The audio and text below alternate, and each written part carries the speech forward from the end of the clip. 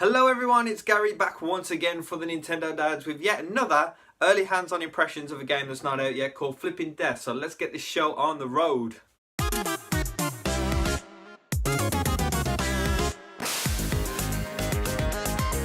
So some of you may recall seeing Flipping Death. It was in one of the indie showcases towards the start of last year. And we haven't really heard too much since. Now, it has been shown at various events and all that sort of stuff.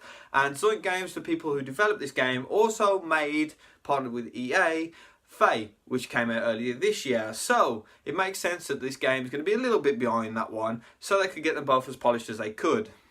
Personally, Flipping Death is a game that I've been really looking forward to. I was a huge fan of Stick It to the Man, and this is its spiritual successor.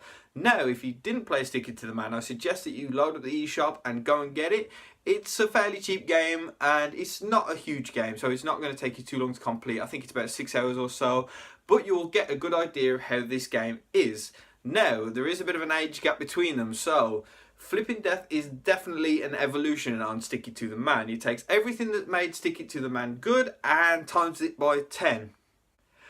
And the perfect thing about these games is the humour from start to finish. There was just such a wide variety of humour and jokes in Stick It to the Man that it really spoke to me in a way that most games don't. I really like comedies, I like stand-up comedians and all that sort of stuff, and it's quite rare that you find a game that generally makes you laugh. So my hands-on time with Flipping Death has taught me a few things. It's actually quite closely related to Stick It to the Man in terms of some things like the humour and the art style, and even the mind reading from Stick It to the Man is still there.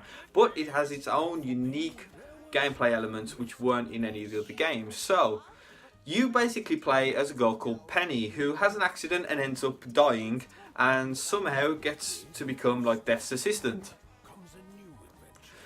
As Death's assistant, you can sort of go around and talk to all the spirits in the ghost world, and they all want little things doing, so it's like mission based in a way.